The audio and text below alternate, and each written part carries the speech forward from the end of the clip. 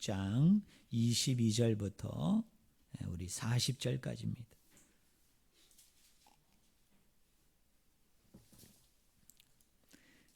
제가 가지고 있는 성경책은 신약성경 152쪽입니다.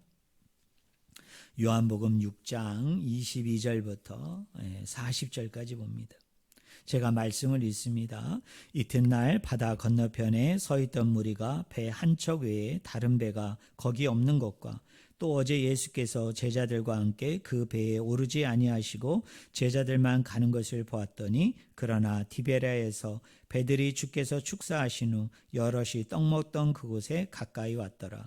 무리가 거기에 예수도 안 계시고 제자들도 없음을 보고 곧 배들을 타고 예수를 찾으러 가버나움으로 가서 바다 건너편에서 만나 랍비여 언제 여기 오셨나이까 하니 예수께서 대답하여 이르시되 내가 진실로 진실로 너희에게 이르노니 너희가 나를 찾는 것은 표적을 본 까닭이 아니요 떡을 먹고 배부른 까닭이로다. 썩을 양식을 위하여 일하지 말고 영생하도록 있는 양식을 위하여 하라. 이 양식은 인자가 너희에게 주리니 인자는 아버지 하나님께서 인치신 자니라. 그들이 묻되 우리가 어떻게 하여야 하나님의 일을 하오리까? 예수께서 대답하여 이르시되 하나님께서 보내신 일을 믿는 것이 하나님의 일이니라 하시니 그들이 묻되 그러면 우리가 보고 당신을 믿도록 행하시는 표적이 무엇이니까? 하시는 일이 무엇이니까? 기록된 바 하늘에서 그들에게 떡을 주어 먹게 하였다 한것 같이 우리 조상들은 광야에서 만나를 먹었나이다. 예수께서 이르시되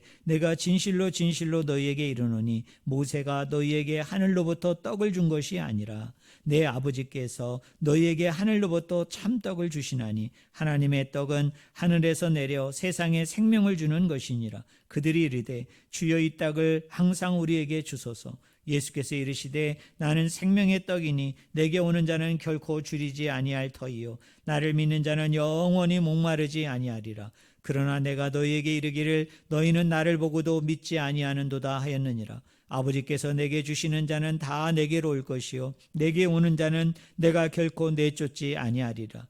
내가 하늘에서 내려온 것은 내 뜻을 행하려 함이 아니요 나를 보내신 이의 뜻을 행하려 함이니라. 나를 보내신 이의 뜻은 내가 주신 자 중에 내가 하나도 잃어버리지 아니하고 마지막 날에 다시 살리는 이것이니라. 우리 40절 같이 읽을까요? 내 아버지의 뜻은 아들을 보고 믿는 자마다 영생을 얻는 이것이니 마지막 날에 내가 이를 다시 살리리라 하시니라. 아멘. 오늘 같이 읽은 본문 말씀을 가지고 생명의 떡이신 예수님이란 제목으로 같이 하나님의 말씀을 우리가 나누기를 원합니다. 이 요한복음 6장 1절부터 15절을 보면 저와 여러분이 너무나도 잘 아는 익숙한 하나의 사건이 소개되고 있습니다. 바로 예수님께서 6월절 무렵에 자기에게 찾아온 무리들에게 오병이어로 5,000명을 먹이시고 그리고 12강주리에 차고 남은 사건. 그래서 많은 분들은 이 사건을 제목을 붙이기를 뭐라고 붙입니까? 오병이어의 기적이다 또는 오병이어의 기적 이야기다 이렇게 제목을 붙이는 사건이 소개되고 있습니다.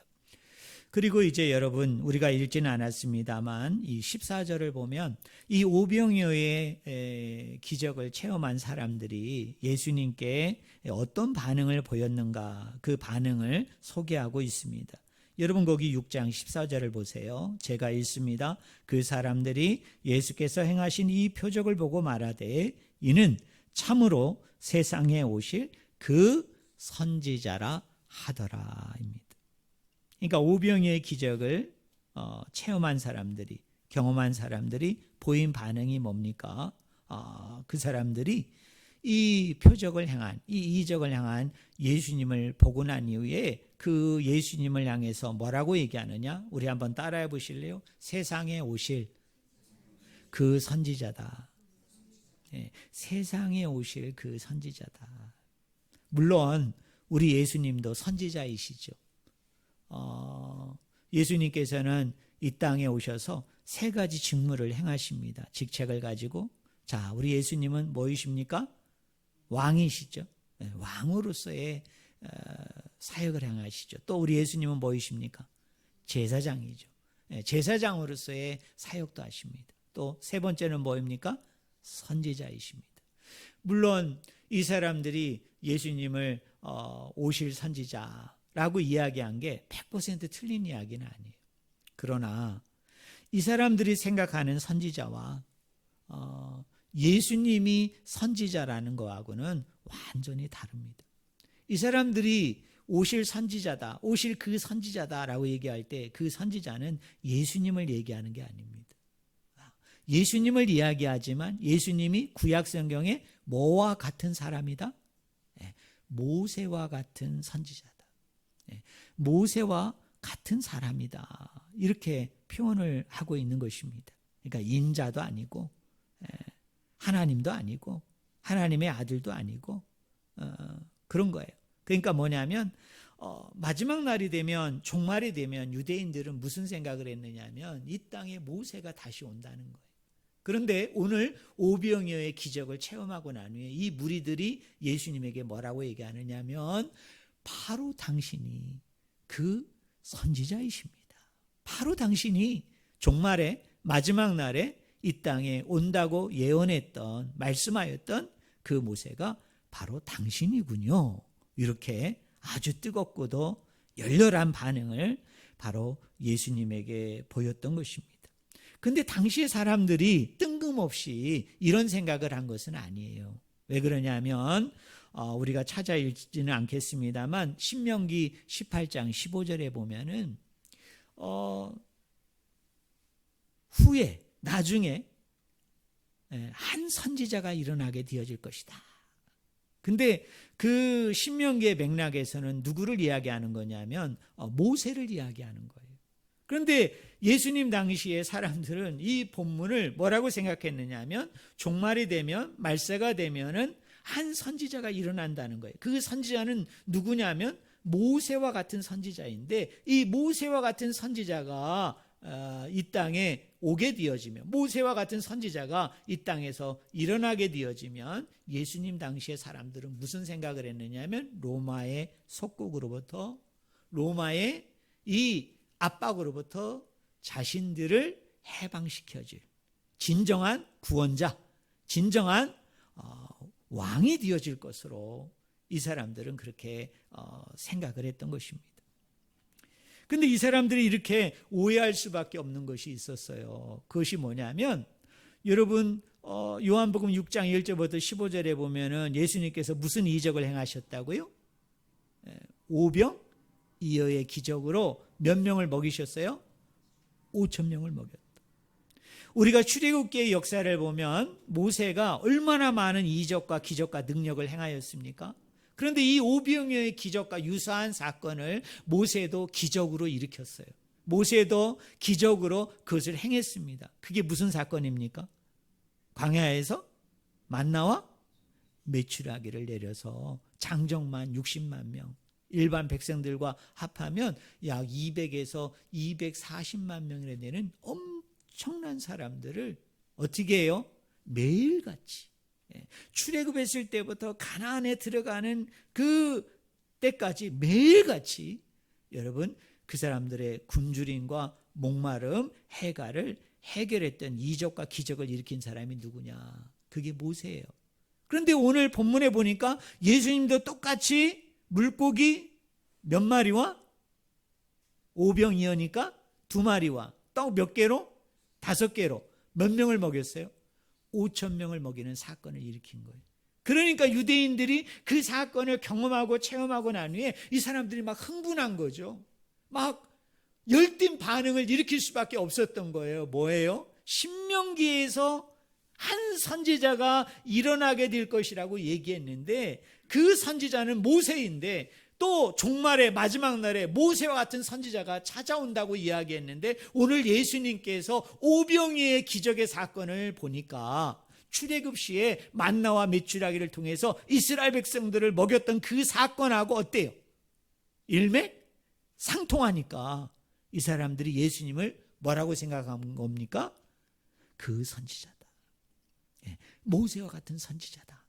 자, 이제야 비로소 하나님이 모세를 보내주셔서, 모세와 같은 선지자를 보내주셔서 우리를 로마의 압제로부터, 이 로마의 속박으로부터, 이 로마의 식민지로부터 우리를 구출해내는, 구원해내는. 그래서 이 이스라엘 사람들은 이 사건을 무슨 사건이라고 생각했느냐면 제2의 출애굽이다. 뭐의 출애굽이라고요? 제2의 출애굽이다. 여러분, 제1의 출애굽이 뭐일까요? 애굽의 속박으로부터, 여러분, 애굽의 식민지로부터 이스라엘 백성들을 건져낸 사건이 무슨 사건이에요? 제1 출애굽 사건이죠. 근데 이 당시에 이스라엘 백성들은 그걸 믿었던 거예요.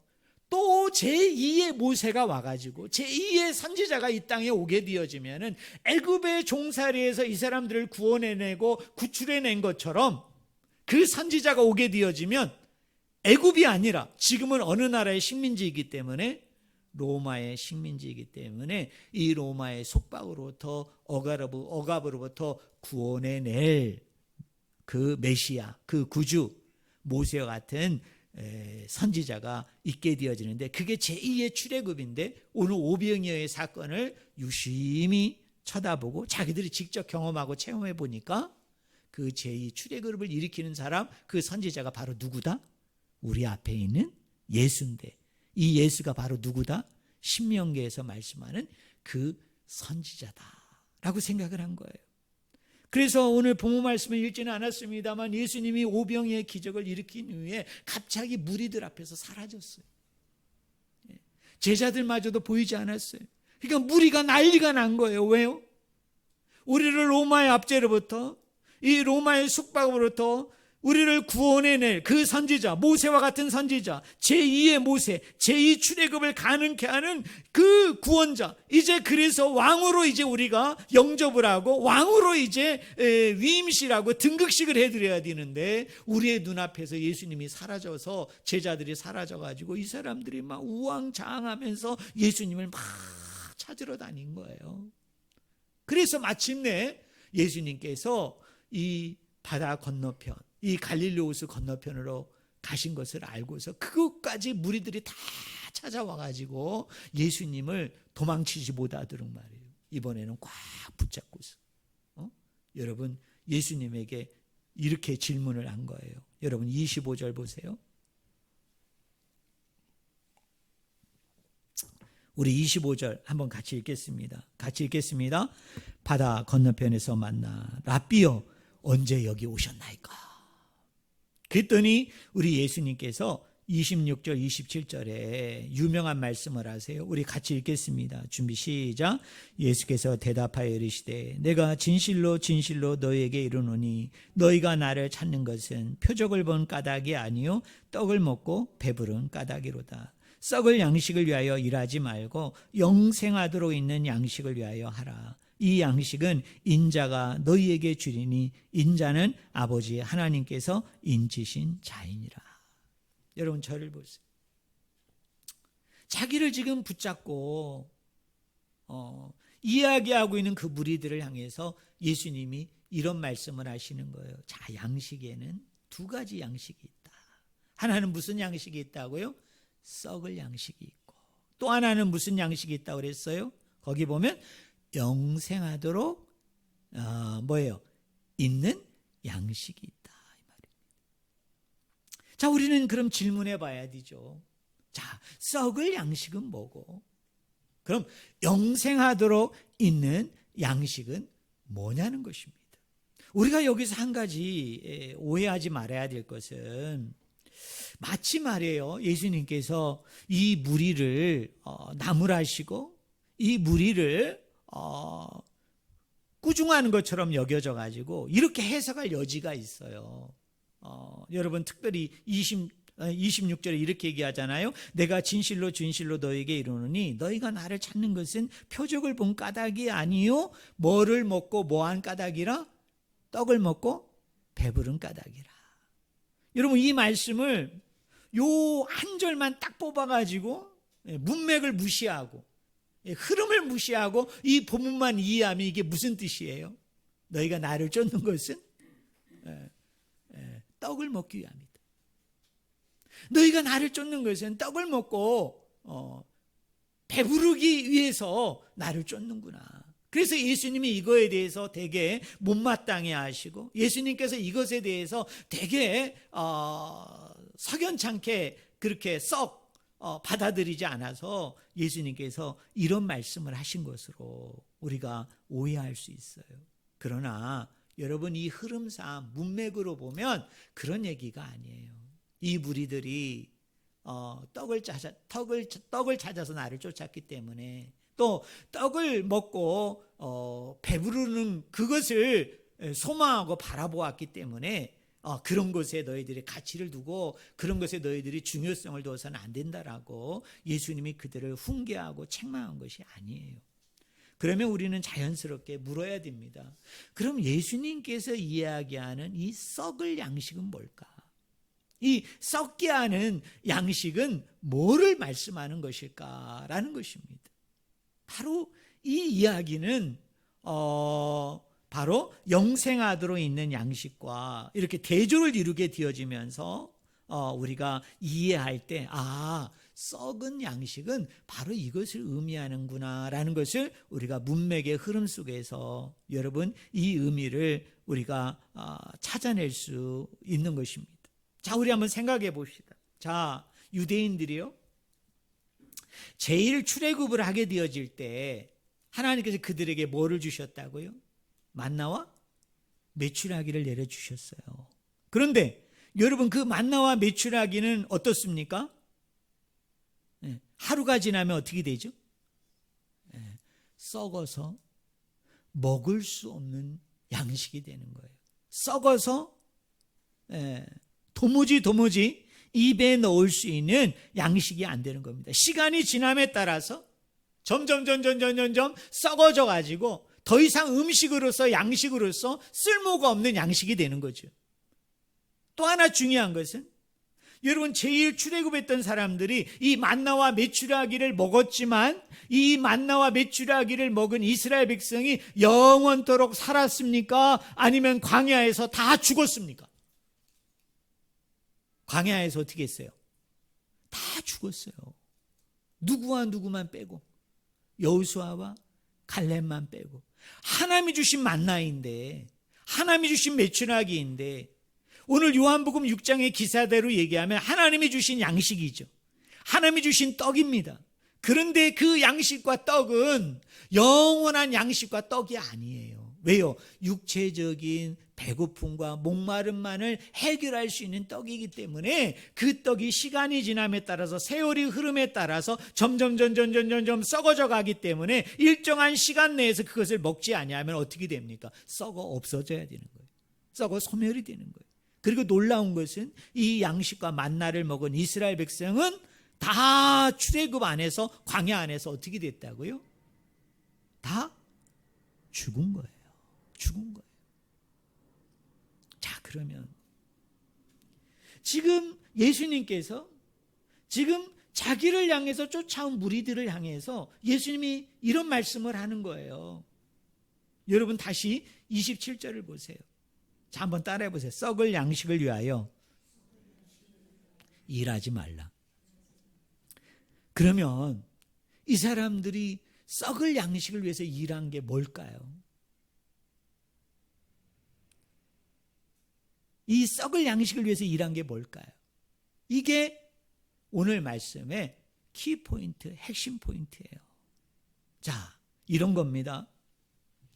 자, 예수님 당시에 유대인들은 누구를 기다렸다고요? 그 선지자를 기다렸어요. 근데 그 선지자가 오게 되어지면 어떤 일을 한다고요? 로마의 속국으로부터, 로마의 압박으로부터 어떻게 이 사람들을 해방시키는 거예요. 자유케 하는 거예요. 독립케 하는 거예요. 그래서 이 사람들은 이 사건을 뭐라고 생각했느냐면 제2의 모세가 와서 제2의 출애굽을 시킬 것이라고 이 사람들은 믿었던 거예요. 그리고 예수님이 오병이의 기적을 일으키자 이 사람이 바로 제2 출애굽을 가능케 한 제2의 모세였구나. 그래서 예수님을 어떻게 했느냐면 왕으로 등극시키려고, 왕으로 위임식을 하려고 이렇게 헐레벌떡 건너편 마을에까지 와가지고 지금 예수님을 대면하고 있는 것입니다. 그럼 우리 질문해 봅시다. 자, 이 사람들이 로마의 속국으로부터, 로마의 압박으로부터, 로마의 압제로부터 여러분 독립하려고 하는, 자유케 하려고 하는, 해방케 되려고 하는 생각이 잘못된 생각일까요? 한번 여러분 답해 보세요. 여러분 그 생각이 잘못된 거예요? 아니 여러분 그 생각은 중요하지 않은 생각이에요? 여러분 무가치한 생각이에요? 네.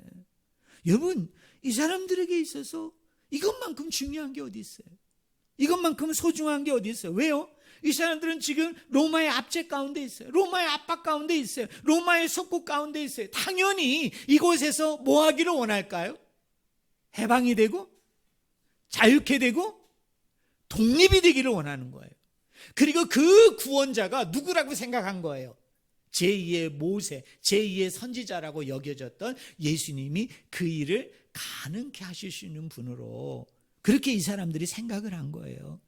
이것 자체는 틀린 이야기가 아니에요. 이것 자체는 문제가 되고 이것 자체는 그렇게 크게 잘못된 게 아니에요. 그런 걸 충분히 소망할 수 있죠. 바랄 수 있죠. 희망할 수 있죠.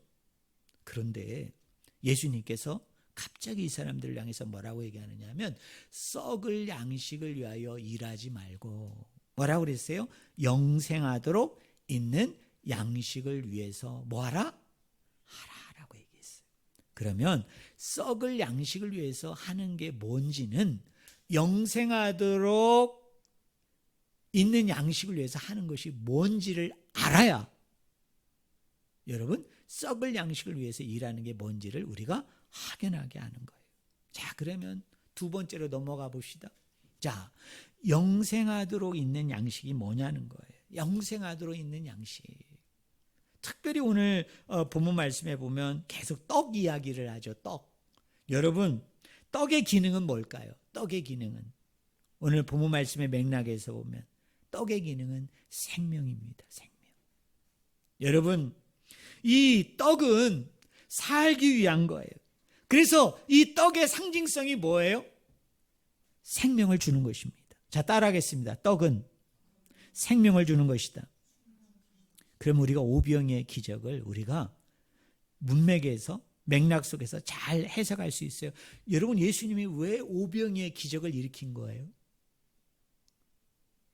예수님께서 이 오병이의 기적을 통해서 자기는 어떤 사람이라는 것을, 자기는 어떤 분이라는 것을 드러내 보이고 증거하기 위한 표적으로서 이 일을 행한 거예요. 단지 그들의 목마름, 그들의 배고픔, 그들의 일시적인 그런 허기를 채워주기 위해서 예수님이 이 기적을 행한 것이 아니에요. 예수님께서는 이 오병이의 기적을 통해서 분명히 의도한 게 있어요. 뜻한 게 있어요. 목적한 게 있어요. 그것은 뭐냐면 너희들이 먹는 이 떡이 가지고 있는 의미가 무엇인가를 예수님은 그들에게 알려주기 위함이었던 거예요.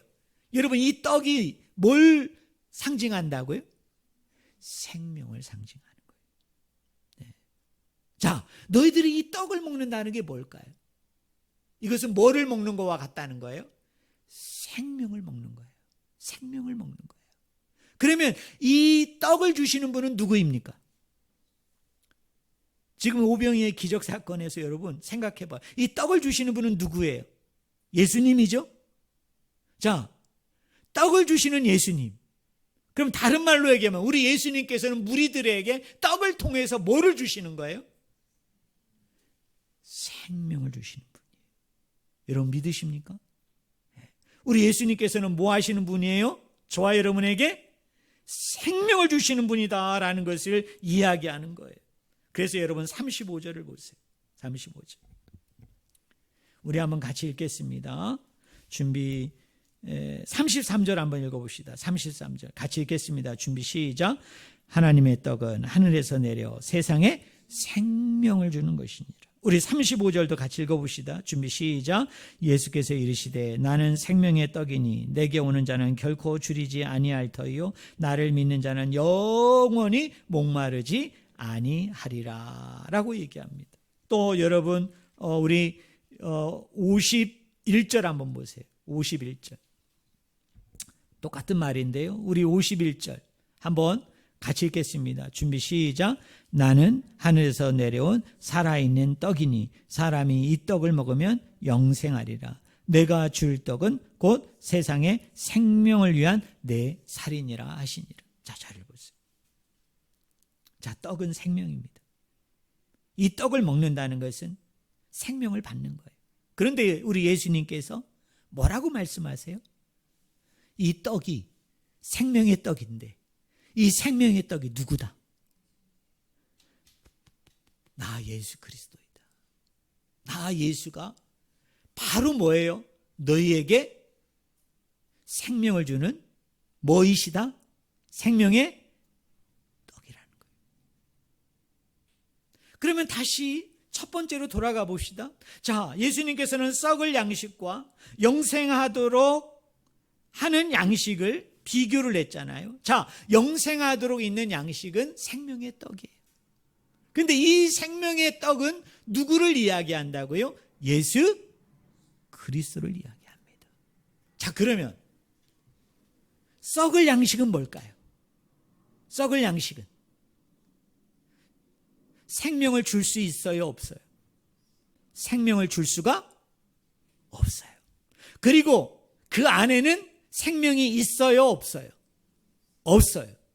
그리고 생명이 없기 때문에 그 안에는 뭐가 없을까요? 예수 그리스도가 없습니다. 그러나 영생하도록 있는 양식은 생명의 떡입니다. 생명의 떡은 예수 그리스도이기 때문에 그 영생하도록 있는 양식, 영생하도록 만드는 그 떡 안에는 누가 있다고요? 예수 그리스도가 있는 것입니다. 이런 측면에서 우리가 한번 적용을 해봅시다. 썩을 양식을 위하여 하지 말고 영생하도록 있는 양식을 위해서 하라. 쉽게 얘기하면 썩을 떡을 위해서 하지 말고 썩지 아니할 생명의 떡을 위해서 하라는 거예요. 자, 우리가 어떤 것이 썩을 양식을 위해서 하는 일이고 어떤 것이 여러분 썩지 아니할 영생하도록 있는 양식을 위해서 하는 것일까요? 자, 우리 성도님들이 무엇을 먹을까? 무엇을 입을까? 어디에 살까? 그런 마음속에서 여러분의 직장 안에서 가정 안에서 일하는 그 모든 일들은 썩은 양식을 위해서 하는 일이고 오늘 저와 같이 목사인데 제가 오늘 교회에서 이렇게 말씀을 전하고 전도하고 사역하는 일은 거룩하고 의롭고 좋은 일이기 때문에 이건 영적인 일이기 때문에 이런 일들은 영생하도록 있는 양식을 위해서 하는 일일까요? 맞아요? 틀려요? 여러분 틀립니다. 여러분이 가정에서 하는 일도 여러분이 직장에서 하는 일도 또 제가 오늘 교회에서 하는 이 모든 일들도 어떻게 하느냐에 따라서 썩을 양식을 위해서 하는 일이 될 수가 있고 영생하도록 있는 양식을 위해서 하는 일이 될 수가 있어요. 자, 어떻게 하면은 우리가 가정에서 일하는데 여러분 직장에서 일하는데 오늘 우리가 교회에서 일하는데 여러분 영생하도록 있는 양식을 위해서 여러분 우리가 일한다고 할 때 어떻게 하면 이게 영생하도록 있는 양식을 위해서 하는 일일까요?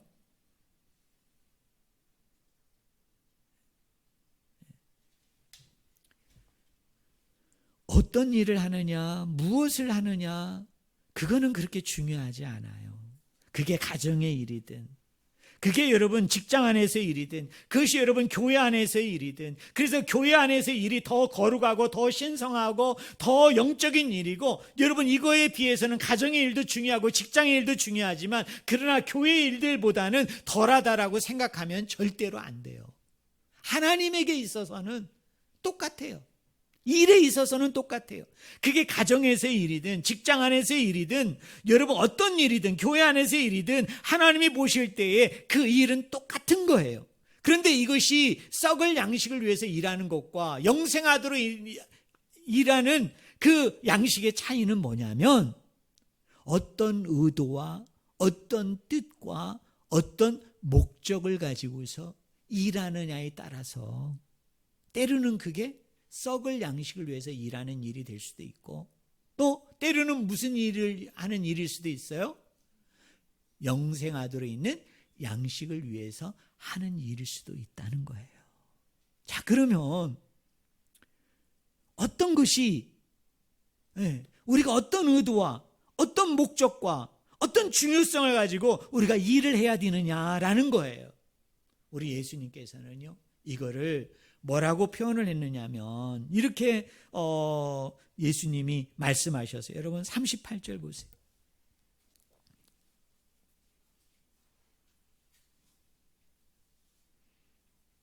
우리 38절 한번 같이 읽어봅시다. 38절, 39절 우리 같이 읽겠습니다. 준비 시작. 내가 하늘에서 내려온 것은 내 뜻을 행하려 함이 아니요 나를 보내신 이의 뜻을 행하려 함이니라. 나를 보내신 이의 뜻은 내가 주신 자 중에 내가 하나도 잃어버리지 아니하고 마지막 날에 다시 살리는 이것이니라. 우리 40절 같이 읽겠습니다. 내 아버지의 뜻은 아들을 보고 믿는 자마다 영생을 얻는 이것이니 마지막 날에 내가 이를 다시 살리리라 하시니라. 여러분 저를 보세요. 우리 예수님께서 그 말씀을 합니다. 내가 저 하늘로부터 이 땅에 내려온 것은 뭐를 이루려 함이 아니요 내 뜻을 이루려 하는 것이 아니다. 내 뜻을 이루려 하는 것이 아니다. 나를 보내신 이의 뜻을 뭐하게 하기 위함이에요? 행하려 하기 위함이에요. 그러면 나를 보내신 아버지의 뜻이 뭐냐? 39절에 보니까 내게 주신 자 중에 내가 하나도 뭐하지 아니하고 잃어버리지 아니하고 마지막 날에 내가 그 모든 사람들을 뭐하는? 살리는 이것이니라 라고 얘기합니다. 그럼 마지막 날에 이 모든 사람들을 살리는 게 뭐냐? 그게 바로 여러분 따라하겠습니다. 영생. 그게 바로 영생이다. 그게 바로 영생이다. 그게 바로 하나님께서 이 땅의 사람들을 향한 아버지의 뜻이에요. 이 땅을 향한 아버지가 제일 중요하게 여기는 거예요. 귀중하게 여기는 거예요. 그래서 예수 그리스도가 저 하늘로부터 이 땅에 내려오셨고 뭐로 내려오셨어요? 생명의 떡으로 오셨어요. 그리고 생명을 주기 위해서 오셨어요. 그런데 그 생명은 뭐를 통해서 주어지느냐 하면 생명의 떡이신 예수 그리스도를 여러분이 먹을 때, 여러분이 그 생명의 떡이신 예수 그리스도를 여러분 안에 모시게 되어질 때, 그래서 그분 안에 여러분이 거하고 그분이 여러분 안에 거하게 되어질 때, 바로 그 일을 통해서 생명이 살아나게 되어지는데, 그 생명이 살아나는 것이 바로 영생이라는 거예요.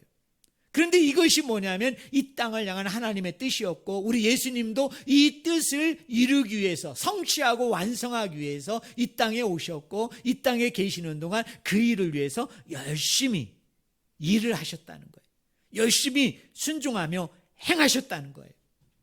자, 그러면 오늘 우리가 가정에서, 직장에서, 어떤 일터 가운데, 교회 안에서 우리가 하나님의 일을 한다고 할 때 그게 자칫 잘못하면 썩을 양식을 위해서 하는 일이 될 수 있고, 우리가 제대로 잘하게 되어지면 영생하도록 있는 양식을 위해서 내가 그 일을 할 수 있는 거예요.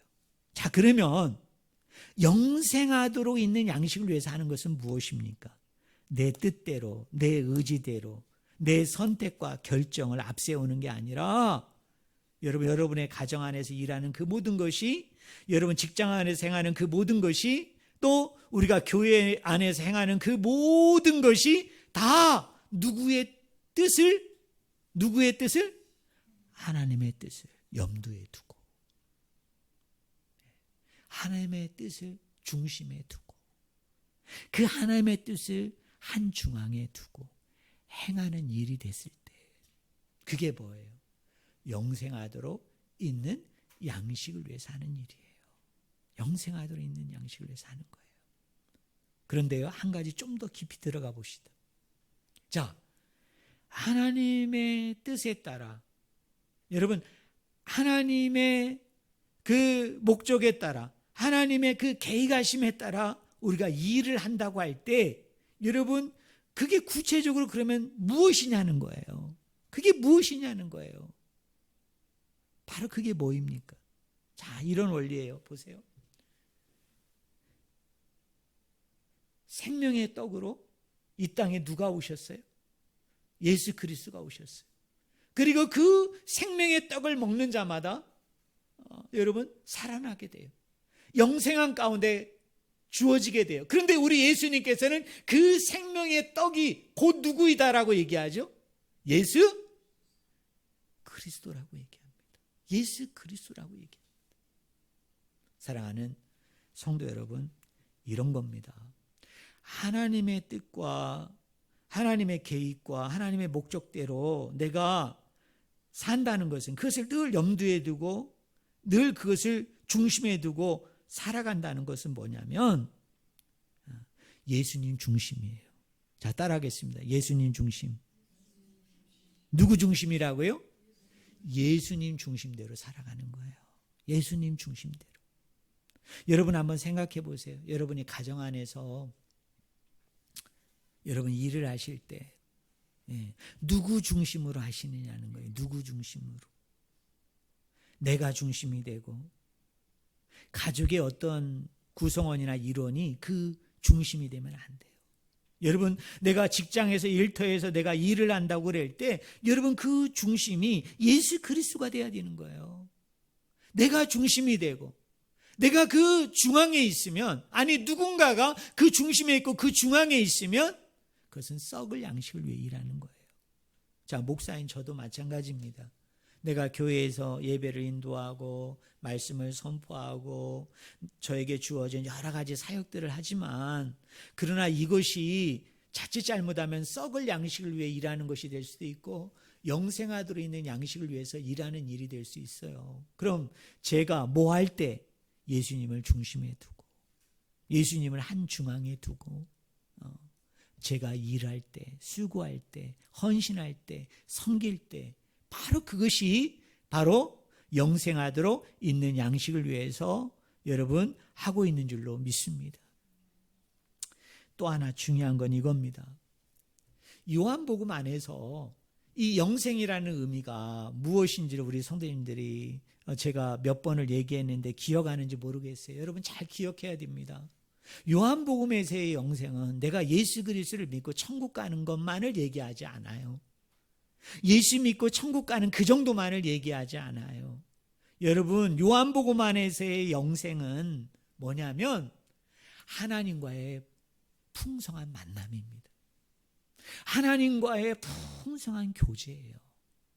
그분과의 친밀함과 그분과의 그 긴밀한 가운데 속에서 하나님과 연합하고 하나님과 하나 되어지고, 그리고 하나님 안에서, 그래서 예수님이 내 안에, 내가 예수님 안에 거하면서 그분 안에서 내가 풍성한 교제 가운데 속에서 함께하는 것을 요한복음 안에서는 그걸 뭐라고 얘기합니까? 그게 영생이에요. 자, 어떤 사람이요 일을 하는데요 이렇게 일을 할 수가 있어요. 자, 한 사람은요 자기의 어떤 유익을 위해서, 자기의 이익을 위해서, 자기 인생의 어떤 편안함과 넉넉함과 여유로움을 위해서 그 일에만 집중을 해가지고 여러분 열심히 일하는 사람이 있어요. 근데 또 한 종류의 사람은 그렇게 일하면서도 그 안에서 하나님의 뜻을 구하고 그 안에서도 하나님의 뜻을 찾고, 그리고 그 안에서 예수 그리스도를 그 중심에 두고, 비록 교회 일은 아니지만 가정에서 일을 하고 있지만 직장 안에서 일을 하고 있지만 이곳에 하나님이 임재하고 있다고 생각하고 하나님이 이 자리에 함께하고 있다고 생각하고 그분과의 끊임없는 만남과 교제 속에서, 그리고 그분이 베풀어 주시는 그 은혜와 사랑과 능력과 힘을 가지고 그분과 계속적으로 그 만남 속에서 교제 속에서 함께하면서 일을 하는 그 일을 하는 사람이 있어요. 그러면 어떤 게 썩을 양식을 위해서 일하는 겁니까? 전자가 썩을 양식을 위해서 일하는 거예요. 후자는 뭡니까? 똑같은 일을 하지만 이것이 바로 영생하도록 있는 양식을 위해서 여러분 일하는 것인 줄로 믿습니다. 저는 우리 성도님들이 다 그런 분들이 되어지기를 여러분 주님의 이름으로 간절히 축원을 드립니다. 생명의 떡이 되시는, 그래서 그 떡은 우리에게 생명을 주시는데 그 생명의 떡은 누구냐? 예수 그리스도이십니다. 그리고 우리가 그것을 날마다 먹고 날마다 마셔야 됩니다. 그래서 내가 예수님 안에 거하고 예수님이 내 안에 거해야 됩니다. 그래서 내가 그 안에서 그분과 끊임없는 만남과 교제를 통해서 그분과 연합하고 하나 되어지는데, 이것이 바로 요한복음에서 이야기하는 영생이에요. 그리고 이 영생은 바로 예수 그리스도를 이 땅에 보내어 주신 하나님의 뜻이고, 그 하나님의 뜻대로 우리 예수 그리스도는 이 땅 안에서 그 모든 것을 이루시고 성취하고 완성했기 때문에 누구든지 그를 믿는 자마다, 누구든지 그 안에 거하고 머무르는 자마다 하나님께서 은총과 선물로 이 모든 것을 허락해 주신 줄로 믿습니다.